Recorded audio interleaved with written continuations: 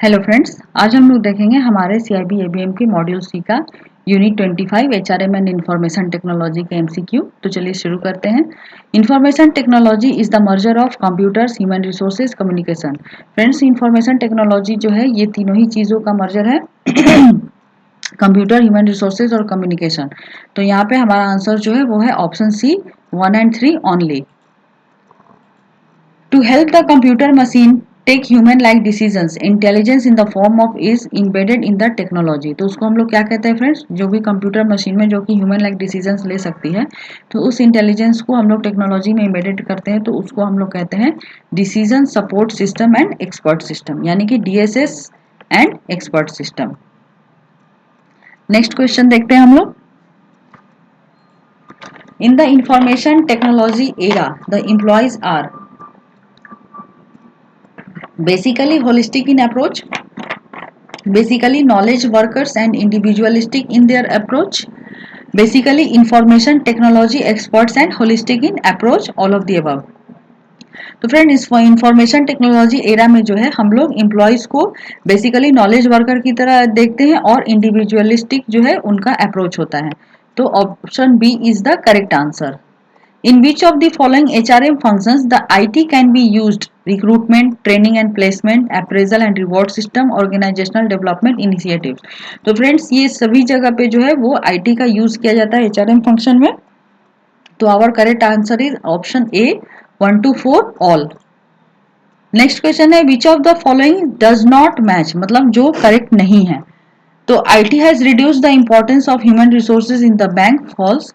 ये सही मैच है फ्रेंड्स, क्योंकि IT जो है ह्यूमन रिसोर्सेज को बैंक में जो है वो रिड्यूस करती है। तो ये एक करेक्ट स्टेटमेंट है, लेकिन यहाँ पे ये फॉल्स दिया गया है। IT can effectively substitute the manual system and no other changes is required, false. Friends ये भी एक ट्रू स्टेटमेंट है। IT जो है वो मैनुअल सिस्टम का एक सब्सटीट्यूट है और इसमें कोई भी चेंज की जरूरत नहीं होती है, ये एक्यूरेट होती है। नेक्स्ट है it can be used in HRM to reduce the drudgery of accounting and preparing salaries, true. Friends ये फॉल्स स्टेटमेंट है, तो our answer is option C, क्योंकि सैलरी प्रिपेयरिंग और अकाउंटिंग का जो काम होता है वो HRIS करती है, ना कि IT करता है। ऑप्शन डी है the positive aspect of IT is that more people can be used for strategic decision making, true. ये जो फ्रेंड्स है ये फॉल्स स्टेटमेंट है, ये मोर पीपल इसको यूज नहीं कर सकते, ये हमारे जो HRM के जो डिपार्टमेंट के लोग होते हैं वो इसको इस्तेमाल करते हैं। तो here option C is the correct answer. Next question देखते हैं। Which of the following statement is matched और करेक्ट, कौन सा स्टेटमेंट करेक्ट है? तो intelligence for decision making can not be embedded into computer system. Friends हमने पहला question देखा था कि कंप्यूटर सिस्टम में जो इम्बेडेड होता है इंटेलिजेंस फॉर डिसीजन मेकिंग उसको हम DSS बोलते हैं। तो this statement is false. Computerised database allows only 1 person to access it at a time, true. ये भी फॉल्स स्टेटमेंट है फ्रेंड्स। कंप्यूटराइज्ड डेटाबेस को डिफरेंट डिपार्टमेंट के लोग डिफरेंट लोकेशन से डिफरेंट टाइम में एक्सेस कर सकते हैं। सी है decision based on computerised data can improve the objectivity, true. Yes ये बिल्कुल करेक्ट स्टेटमेंट है फ्रेंड्स, तो option C is the correct answer. HR information system can be used for taking vital decisions relating to individuals, employees, false। ये true statement है friend, हम लोग HR information system के through कोई भी vital decision ले सकते हैं जो कि हमारे इंडिविजुअल एम्प्लॉय से रिलेटेड होता है। तो this is a true statement, तो our correct answer is option C, ये बिल्कुल सही मैच है। नेक्स्ट क्वेश्चन है to remain sensitive to the internal environment in a bank which of the following is required? Regular opinion surveys, benchmarking, climate studies, staff training. Friend staff training जो है वो performance appraisal और staff development का part है। तो staff training जो है वो IT का पार्ट नहीं हो सकता, इंटरनल इन्वायरमेंट का पार्ट नहीं हो सकता है।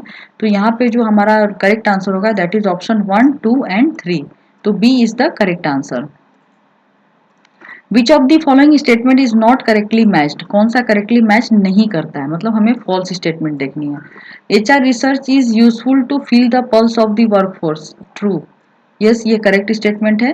Surveys are useless because people do not take interest in surveys, true. Friends ये बिल्कुल भी मैच नहीं करता है, ये रॉन्ग स्टेटमेंट है। सर्वे जो है वो यूजफुल स्टेटमेंट है। Cost of HR research is very high compare to the perceived benefit false. ये ट्रू स्टेटमेंट है, क्योंकि कॉस्ट ऑफ HR जो है वो काफ़ी ज़्यादा नहीं होता है परसीव्ड बेनिफिट्स के कंपेयर में, ये कम होता है। Research orientation in HRM is necessary as in other functions, true. ये फॉल्स है फ्रेंड्स, क्योंकि रिसर्च ओरिएंटेशन जो है वो HRM के लिए ज़रूरी है, लेकिन ये अदर फंक्शंस में जो है वो यूटिलाइज नहीं होता है, ये HRM के डिफरेंट डिपार्टमेंट में यूटिलाइज होता है। तो this is a false statement. तो here correct answer is option B, survey are useless because people do not take interest in survey. Next question देखते हैं। The term knowledge management refers to which one is more appropriate? Gaining knowledge, creating knowledge and storing it, a process of creating, storing, distributing and pooling the knowledge, a process of converting knowledge into information. Friends, knowledge management जो है वो a process of creating, storing, distributing and pooling, ये चारों ही चीजें जो है वो knowledge management में होती हैं। तो our correct answer is option C. Which of the following is not a correct statement in the context of knowledge management? So people in the organization are the sources of creating knowledge. Storing and distribution of information is the responsibility of the information technology department. Knowledge management process has implication only for IT subsystem of organization. Management of knowledge worker cannot be done by traditional bureaucratic process. तो friends यहाँ पे जो correct statement जो है, incorrect statement, वो option C है। Knowledge management जो है वो सिर्फ और सिर्फ IT सब सिस्टम ऑर्गेनाइजेशन का इम्प्लीकेशन नहीं है। ये नॉलेज मैनेजमेंट जो है वो किसी भी जो ऑर्गेनाइजेशन है वहाँ पे वो नॉलेज को इन्हेंस करने, इम्प्रूव करने में और एम्प्लॉय के इम्प्रूवमेंट में हेल्प करता है। तो ये सिर्फ IT का पार्ट नहीं है, ये HR का भी पार्ट है।